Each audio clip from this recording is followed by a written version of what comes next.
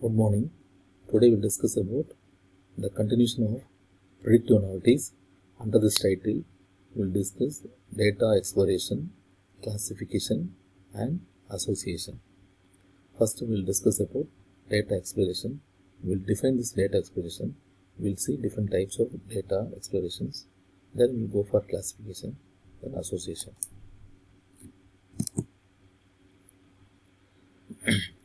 Data mining is a collection of advanced algorithms that can be used to find useful information and patterns in large data set, which we already discussed. Here we have different data models. Like first one is relational database. In relational database, the data will be prepared and maintained in the form of a table. The table which you know very well, the table will have rows and columns. All the data will be stored in the form of rows and columns. So row wise details will be called as record, and column wise details will be called as a field. Okay.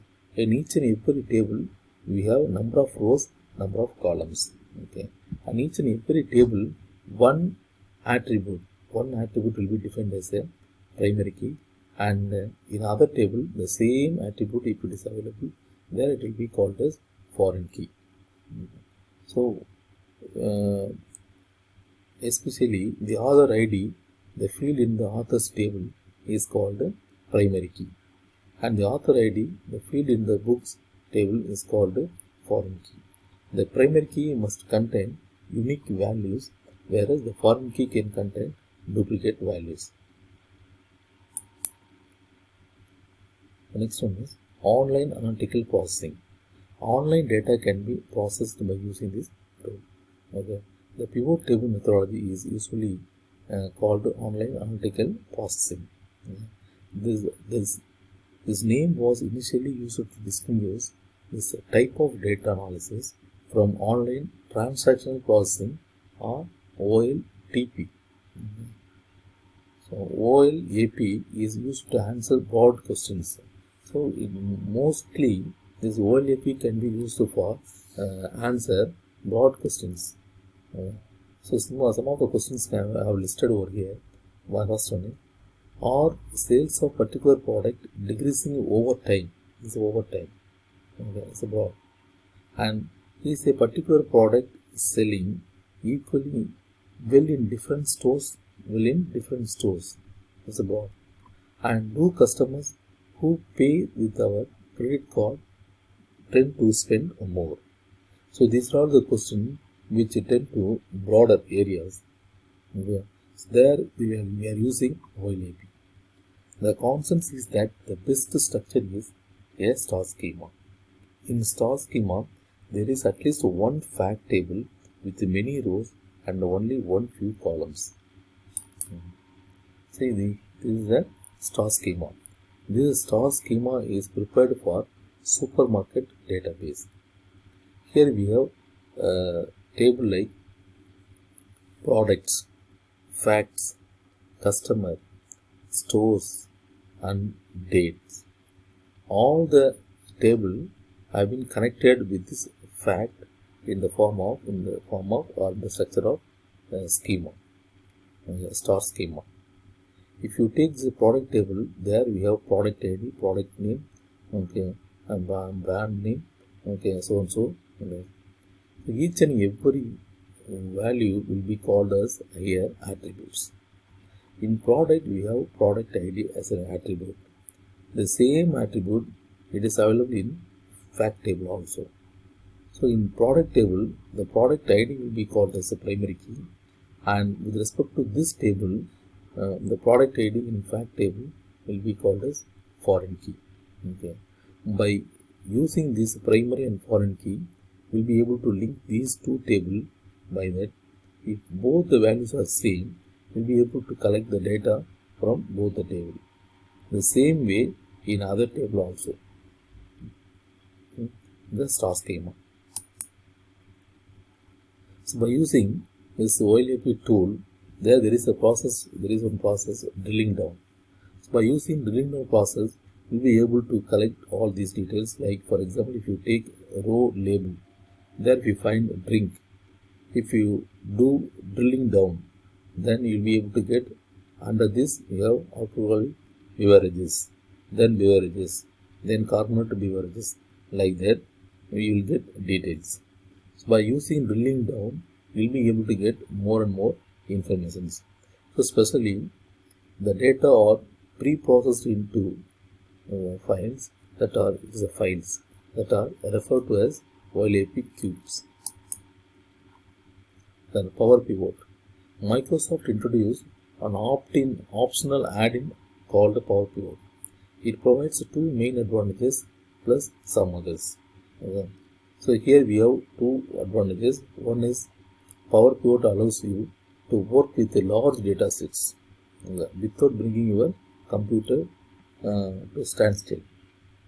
So without computer support, okay, this using Power Pivot, we can work with large data sets, and this is due to the data compression scheme that lets you fit a huge amount of data into memory. The second advantage is Power Pivot provides a tool for relating separate tables of data all within. So when you have number of tables, all the tables collected from different sources, we'll be able to separate all these tables by using this Power Pivot tool. So it is given over here. As long as these tables have appropriate columns for relating the tables, essentially primary and foreign keys, we can relate them with the Power Pivot. Now we'll discuss about the classifications. So there are two forms of data analysis that can be used for extracting models, describing important classes, or to predict future data trends. Okay. The two forms are, one is classification, another one is predictions. So classification, as we know very well, that the data can be categorized according to the target class. In the classification model, to categorize bank loan applications as either safe or risky. See, when you go for bank loan, to identify the correct customer, all the bank loan applications can be collected and categorized according to their different criteria, like self-employed, salaried, qualified, non-qualified, genuine, and credit scores. Based on different categories, all the bank loan applications can be categorized according to the target label. Then the person will be identified to avail the bank loan. The data classification process includes two steps. So first of all, we need to construct or build a classifier model. Then by using this model, we can classify the data. So using classifier for classifications. So building the classifier or model. This steps we have two different phases. One is learning phase, another one is training phase. Testing phase. So here the step is the learning step or the learning phase. In this step, the classification algorithm build the classifier. This classifier built from the training set data made up of database tuples and their associated class labels. Each tuple that constitute the training set is referred to as the category or class. These tuple can also be referred to as a sample or an object or data points. See, the classifier, it is coming under learning phase. There, by using learning phase, we will construct a model. That model can be constructed with the help of this training set data. See, for example, it's a classification algorithm. This is the training data. By using this training data, the model can be classified using classification algorithms. So these are the classification rules. So this is the model. This model can be constructed by using this training set data. By using the same model, we can classify other data. See, this is a test data. Here training data, this is a test data. Okay. The same training set data, test data can be given for this model. that is already developed this classification rules. So the same data can be applied for this rule, then you'll be able to classify the data. So this is the learning or training phase. This is the testing phase. Here we have taken training data set. Here we have taken testing data set.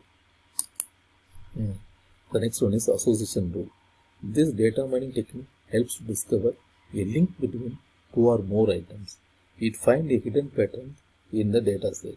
Association rules are if-then statement that support to show the probability of interaction between the between data items within large sets in different types of data set.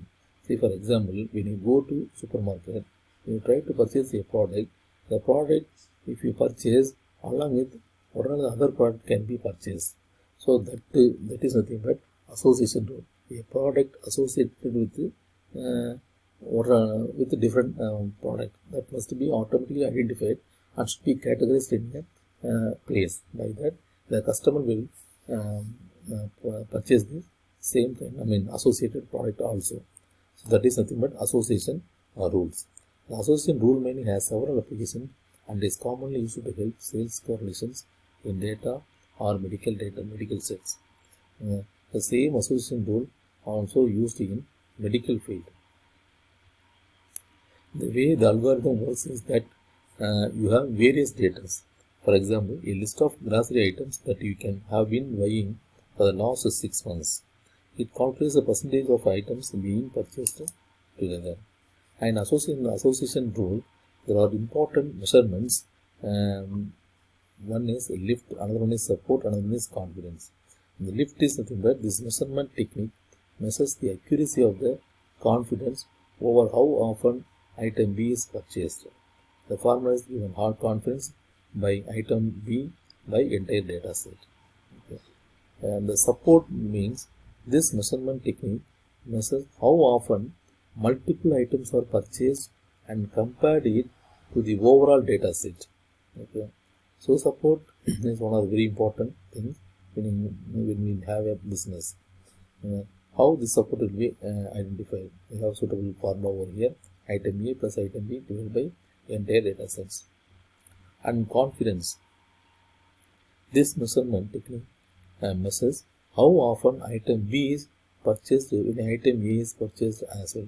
This is a complete actual association. So when you purchase item A, and what is the possibility of purchasing item B also? Okay, that is the confidence. Item A plus item B divided by item A. Okay. So this association rule, for example, if then we are using if then rule. For example, if you purchase bread and jelly, then obviously you go for peanut butter also. Meaning that if a transaction includes bread and jelly, it also includes peanut butter. This is associated. The peanut butter is associated product with bread and jelly. This collection of items corresponding to the if portion of the rule, bread and jelly is called an antecedent. The item set correspond to the then portion of the rule, peanut butter, is called consequent. Thank you.